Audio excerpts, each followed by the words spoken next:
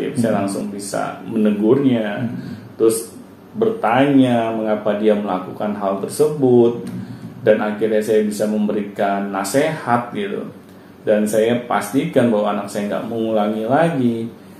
Kan kita sebagai orang tua yang seharusnya melakukan hal itu semua, hal ini nggak bisa diwakili gitu oleh orang lain gitu, karena orang lain juga memiliki kesibukan mereka masing-masing gitu kan, nggak bisa hanya mengurusi anak-anak kita saja.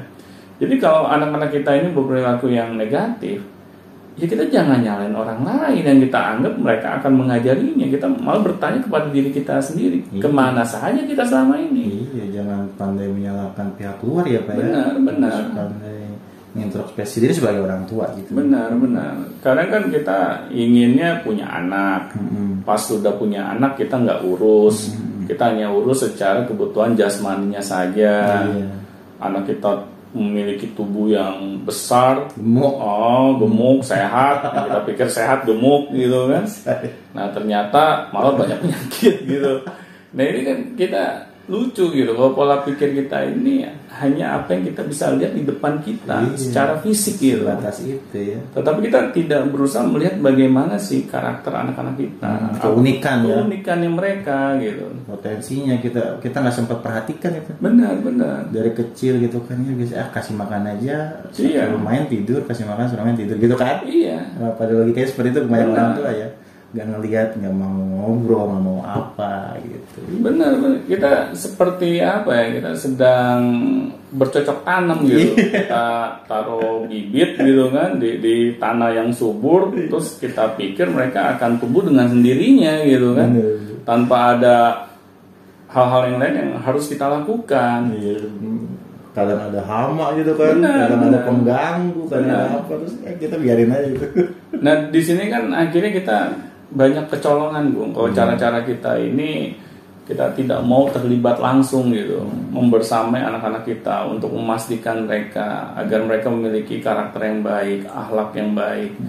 Karena melakukan hal itu semua memang dibutuhkan effort yang besar gitu, dan hanya orang tua anak-anak kita lah yang mampu melakukannya gitu.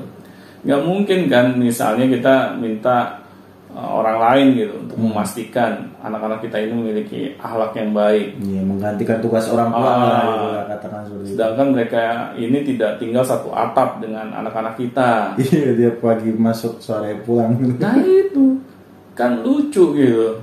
Jadi kita selama ini merasa bahwa masalah anak-anak kita ini akan selesai dengan sendirinya, tanpa keikut campuran tangan kita gitu.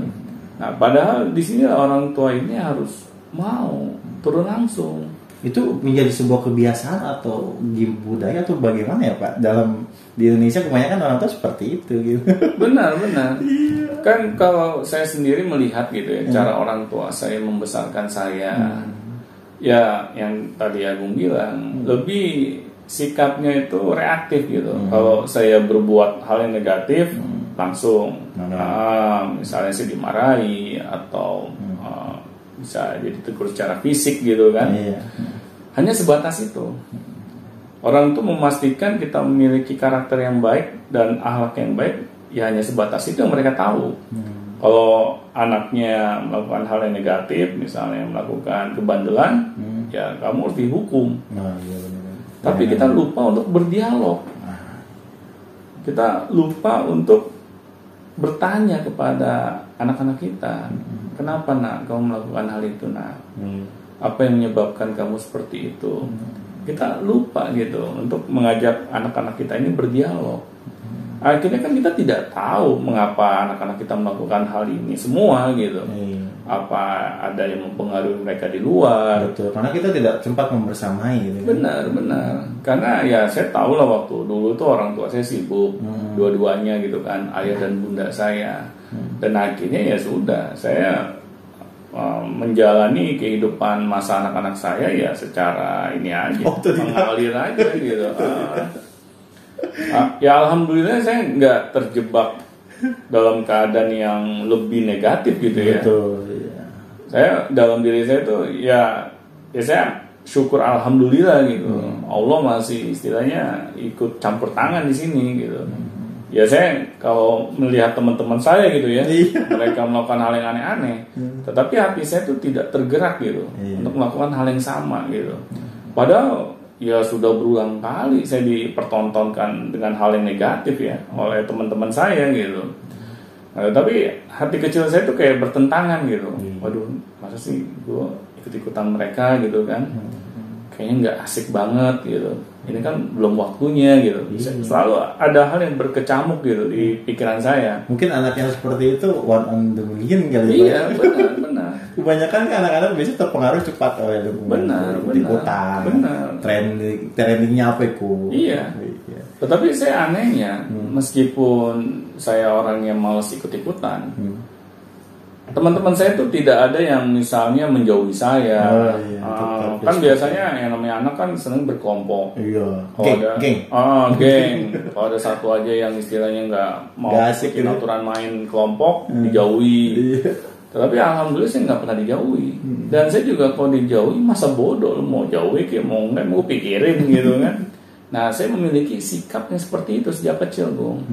Tetapi yang tadi Agung bilang, nggak semua anak memiliki sikap seperti itu. Yang berharap miracle yang itu yang jauh lah gitu ya. Benar. Kita harus tetap ya standarnya orang tua seperti apa. Benar. Nah, di sini orang tua itu harus memastikan, Bung, untuk mereka ini mau membersamai anak-anaknya. Agar apa? Agar mereka bisa memastikan bahwa anak-anaknya ini paham untuk memiliki karakter yang baik, akhlak yang baik. Kalau mereka paham, akhirnya mereka mau mengimplementasikannya di dalam kehidupan mereka. Nah, tetapi kalau orang tua tidak mau bersamai, kita merasa sudah cukup puas dengan keadaan saat ini, ya tinggal tunggu tanggal mainnya aja gitu. Kalau misalnya anak-anak kita di kemudian hari nanti, mereka selalu melanggar norma-norma yang berlaku di masyarakat. Nah, di sini makanya himbauan saya, Gung, ayo kita jadi orang tua itu harus sadar gitu. Kalau bukan kita yang memastikan anak-anak kita memiliki karakter maupun akhlak yang baik, siapa lagi? Mau minta tolong Pak Ustadz. Nah, itu. Pak Ustadz juga sibuk.